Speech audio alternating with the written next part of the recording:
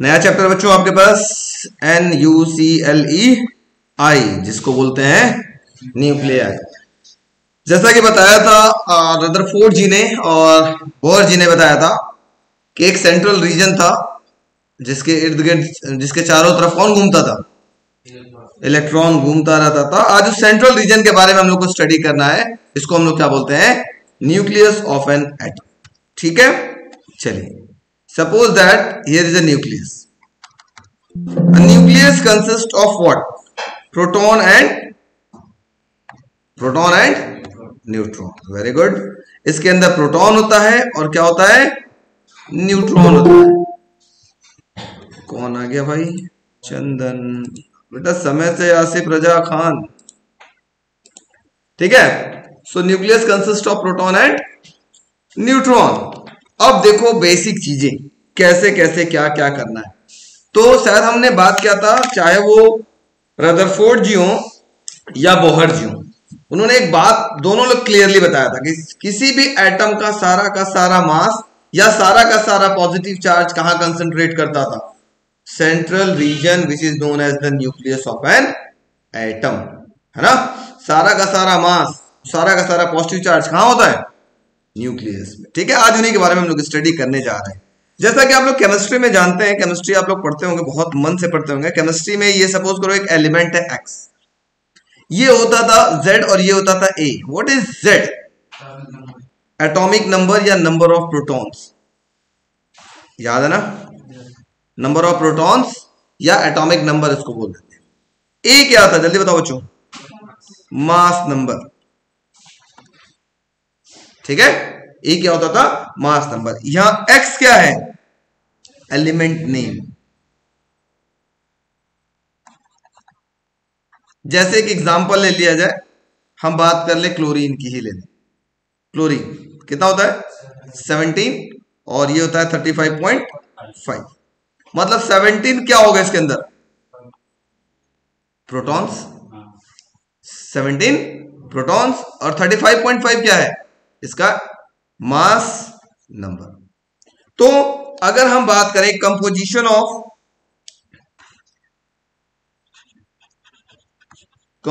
Of nucleus, तो nucleus के अंदर बच्चों जो मास नंबर होता है वो होता है number of protons plus number of neutrons का सम जो होता है वो किसके बराबर होता है आपके पास? मास नंबर के बराबर होता है। बात समझ में आ गई? तो A इज इक्वल टू होता है Z plus N, where Z is known as the number of protons and N is known as the number of neutrons. And what is A? A is known as the mass number. ये बहुत easy चीज है, बचपन में आपने पढ़ा, same चीज वही चीज पढ़ा रहा है, कोई नया चीजें भी नहीं पढ़ा रहा हूँ। ठीक है, तो लिखो फटाफट, ये बना लो। कंपोजिशन ऑफ न्यूक्लियस के अंदर लिख लो A is equal to Z plus N। A क्या है, Z क्या है, N क्या है, और साथ में एक एलिमेंट का नाम भी ऐसे लिख लेना।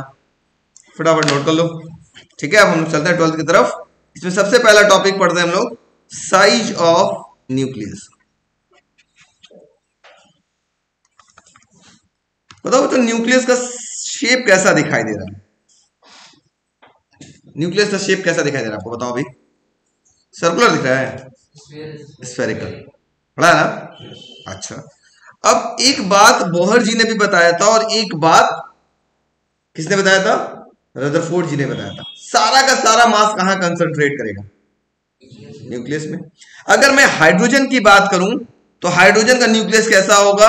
और मैं अगर सोडियम की बात करूं, सोडियम का न्यूक्लियस कौन होगा इसमें से? ये बताओ, हाइड्रोजन का न्यूक्लियस इसमें से कौन होगा? छोटा वाला या बड़ा वाला? छोटा वाला, है ना। और सोडियम का न्यूक्लियस कौन सा होगा? बड़ा वाला। पक्का? सोच लो। यस भाई, जिसका मास ज्यादा होगा उसकी वॉल्यूम ज्यादा होगी, जिसका मास कम होगा उसकी वॉल्यूम भी क्या होगी? कम होगी, है ना। तो यही बात को हम लोग आगे बढ़ाते हैं। हम लोग जानते हैं वॉल्यूम ऑफ न्यूक्लियस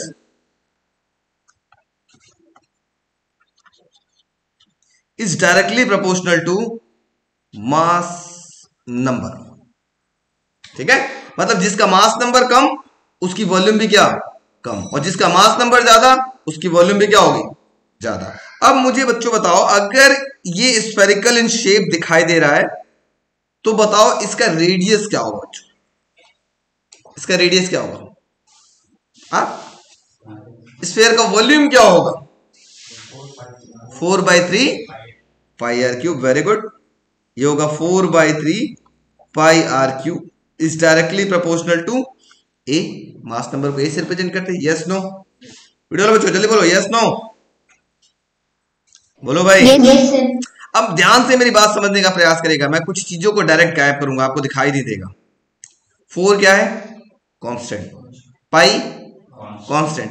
3 कांस्टेंट। ये सारा कांस्टेंट डायरेक्टली प्रोपोर्शनल के अंदर घुस जाएगा तो ये आपके पास क्या दिखाई देगा? R cube is directly proportional to A. ऐसा भी लिखा जा सकता है क्या? Yes no? क्योंकि जो इक्वल टू आएगा, जो कांस्टेंट आएगा, उसी में ये 4 पाई और 4π/3 इंक्लूड हो जाएगा ना? ऐसा लिख सकते हैं कि नहीं? लिख सकते हैं।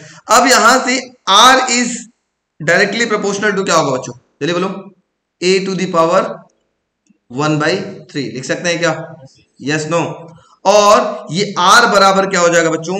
ये r इक्वल टू, प्रोपोर्शन हटाया इक्वल टू लाया तो एक कांस्टेंट आएगा। इस कांस्टेंट की वैल्यू को हम बोलते हैं r0 a की पावर 1/3। इसको बोलते हैं इंपीरिकल कांस्टेंट। क्या बोलते हैं? Empirical constant. इस नोट में लिख लेते हैं कि इस r को क्या बोलते हैं? r0 को। r0 इक्वल होता है EMPIRICAL, इंपेरिकल कांस्टेंट। इसकी वैल्यू लगभग होती है 1.2 फर्मी। एक फर्मी में कितना मीटर होता है आप लोग जानते हो? जल्दी बताओ। 10 की पावर -15 मीटर। तो r0 की वैल्यू कितना होता है? 1.2 into 10 to the power -15।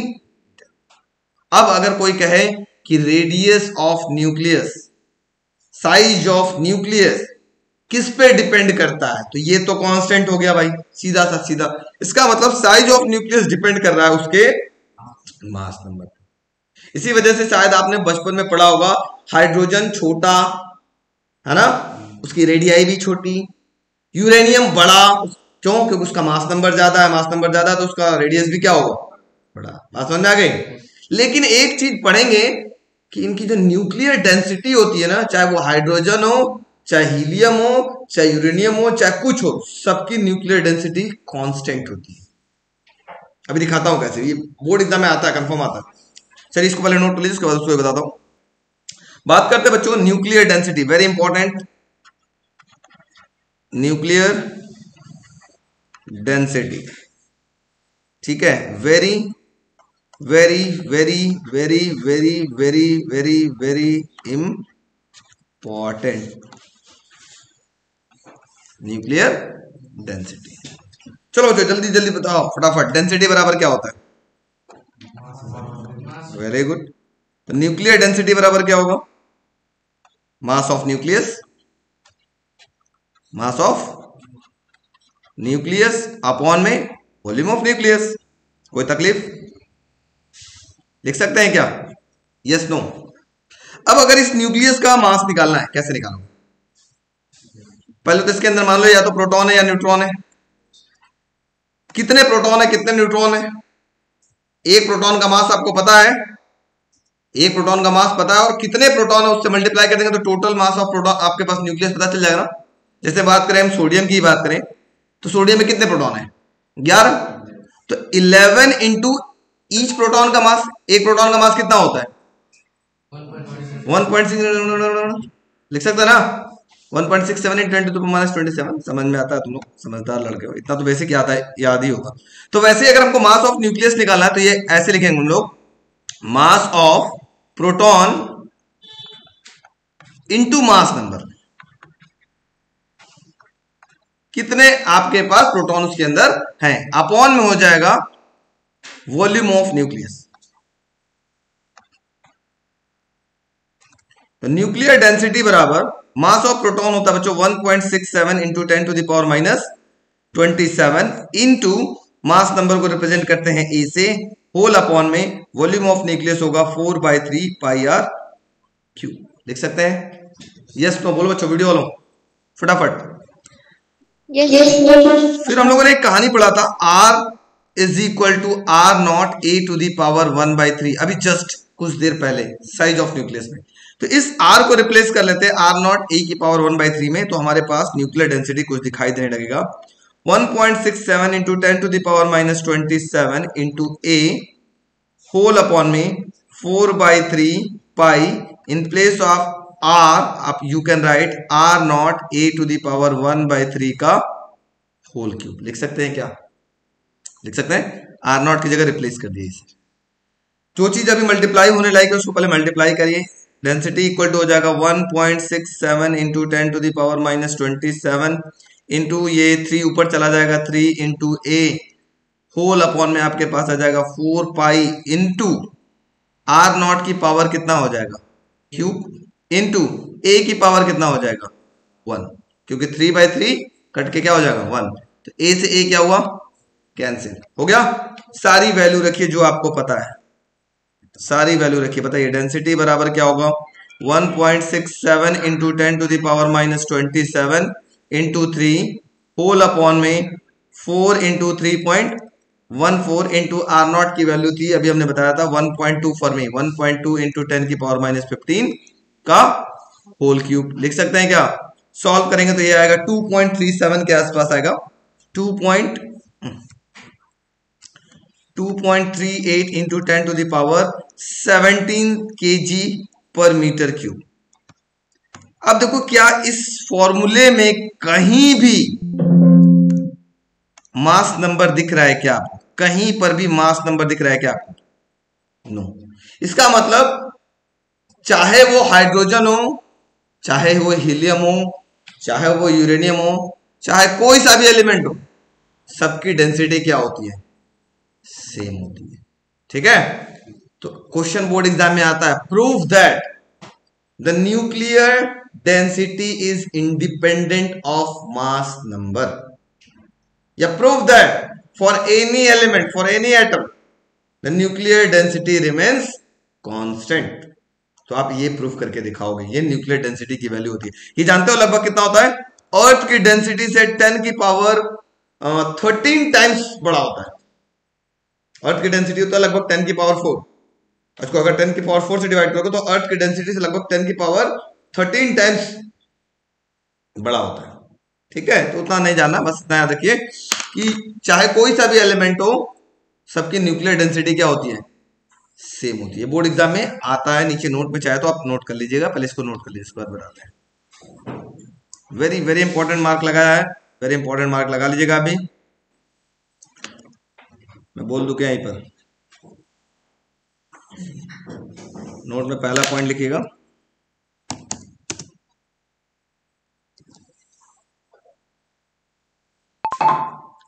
nuclear density is independent of mass number of nucleus.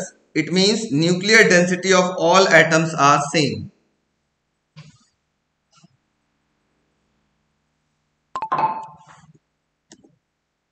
Nuclear density independent of mass number of nucleus. It means nuclear density of all atom are same. Very good. बहुत बढ़िया typist है यार। ठंडा में ना इसका भी सही काम कर रहा दिमाग। सेकंड पॉइंट ये भी लिख लो, अर्थ वाला भी लिख ही लो, कोई टेंशन नहीं है। न्यूक्लियर डेंसिटी ब्रैकेट में लिख लेना 10 टू द पावर 17 kg पर मीटर क्यूब, लिख लिए।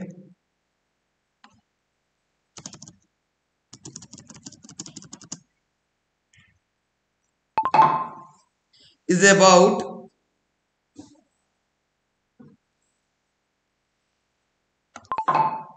10 to the power 13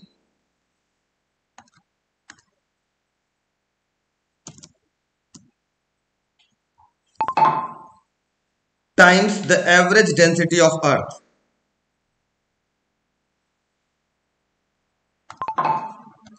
अर्थ की जो डेंसिटी होती है कितनी होती है बच्चों? लगभग लगभग 10⁴ kg/m³। ठीक है,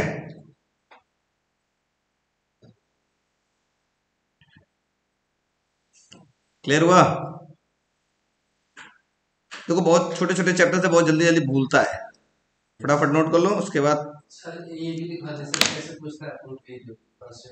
यही पूछेगा कांस्टेंट है प्रूव करो, ये क्या है, डायरेक्ट पूछेगा कि भाई न्यूक्लियर डेंसिटी ऑफ जो एटम होता है वो इंडिपेंडेंट होता है मास नंबर के या कांस्टेंट होता है, ऐसे किसी भी तरीके से क्वेश्चन पूछ सकता है आपके पास।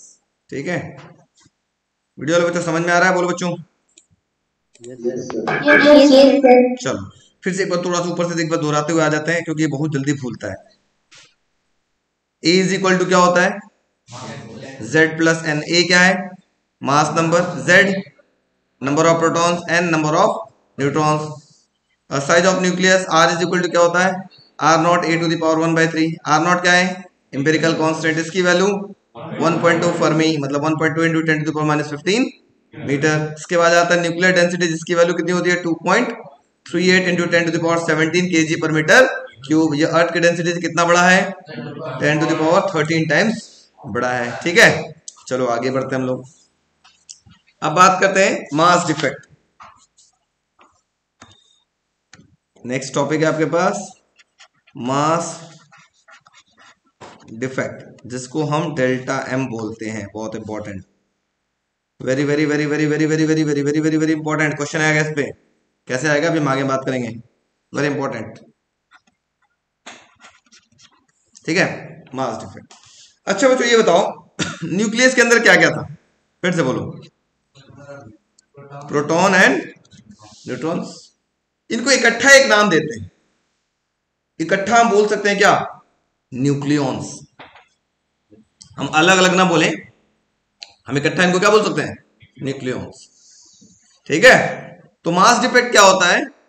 अगर ये जो आपके पास न्यूक्लियस के अंदर जो न्यूक्लियॉन्स हैं उनका मास ले लिया जाए फ्री स्टेट में, और इसका ओरिजिनल मास, दोनों को जब हम लोग सब्ट्रैक्ट करेंगे कुछ न कुछ अंतर आएगा। इसी को हम क्या कहते हैं? Mass defect. जैसे सपोज करो आपको बोला गया कि आप सोडियम या आप क्लोरीन का ही मास आप निकालो, तो आप क्या करोगे? सबसे पहले निकालोगे मास ऑफ प्रोटॉन निकालोगे, फिर मास ऑफ न्यूट्रॉन निकालोगे, दोनों को जोड़ोगे तो मान लो आ गया 35।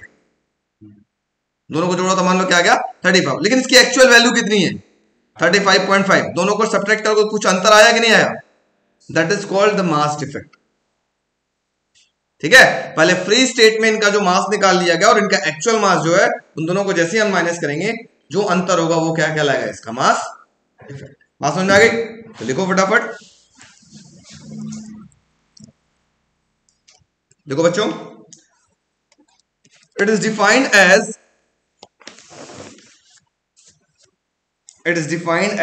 The difference between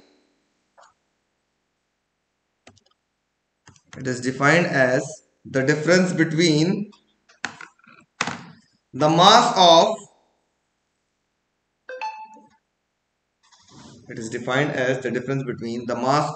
constituent nucleons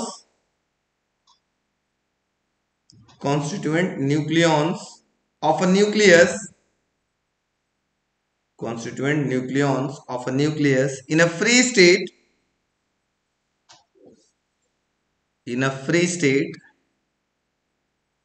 and the mass of nucleus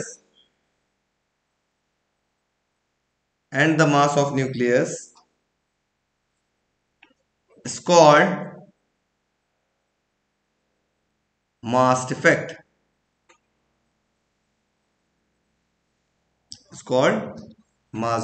देखो कैसे निकलेगा मास डिफेक्ट, ध्यान समझिएगा। सबसे पहले इसके अंदर क्या क्या बच्चों? प्रोटॉन है और न्यूट्रॉन है। सबसे पहले हम लोग निकाल लेते हैं मास of proton, mass of Z proton. तो होगा mass of each proton into कितने नंबर ऑफ प्रोटॉन्स है? जेड नंबर ऑफ प्रोटॉन्स है, जेड से मल्टीप्लाई हो जाएंगे। नहीं समझ में आया? अगर एक प्रोटॉन होगा तो 1 इंटू एम एन हो जाएगा, 2 होगा तो 2 इंटू एम एन हो जाएगा, 3 होगा तो 3 इंटू एम एन, है ना जेड प्रोटॉन। उसी तरीके से हम बात कर लेते हैं mass of neutrons, mass of n neutrons. क्या होगा जल्दी बोलो। ये प्रोटॉन था तो इसको हम mp लिख लेते हैं ना, mp का मतलब होगा मास ऑफ प्रोटॉन ले लीजिएगा, इसको लिख लेते हैं mn, मास ऑफ न्यूट्रॉन। अब कितने नंबर ऑफ न्यूट्रॉन्स आपको कैसे पता चलेंगे, कैसे निकालोगे नंबर ऑफ न्यूट्रॉन, जल्दी बताओ। तो हम लोगों ने पढ़ा था A इज इक्वल टू होता था बच्चों Z प्लस n, तो n इज इक्वल टू क्या होगा A माइनस Z,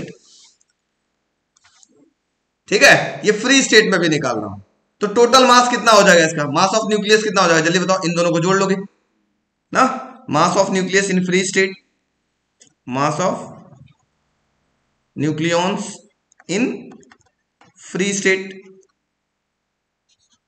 कितना हो जाएगा जल्दी बोलो, ये दोनों को जोड़ लिया जाएगा, जोड़ो कितना आएगा जल्दी बताओ फटाफट। इसको हटा देते, इसकी कोई काम नहीं है, इसको थोड़ा सा ऊपर कर देते हैं, कितना होगा बच्चों जल्दी बोलो। ये हो जाएगा MPZ plus MnA minus Z, ये तो हो गया इसका फ्री स्टेट में मास। इसका मास डिफेक्ट क्या होगा जल्दी से बताओ, अभी हमने बताया था mass defect, mass defect, defect जिसको हम डेल्टा M से रिप्रेजेंट करेंगे, मतलब फ्री स्टेट में टोटल मास कितना था इसके पास, ये था MPZ plus MnA minus Z, ये तो इसका फ्री स्टेट में था, माइनस एक्चुअल मास से माइनस कर देंगे तो वो क्या पता चल जाएगा उसको, मास डिफेक्ट पता चल जाएगा। बात समझ में आ गई, नोट कर लो फटाफट।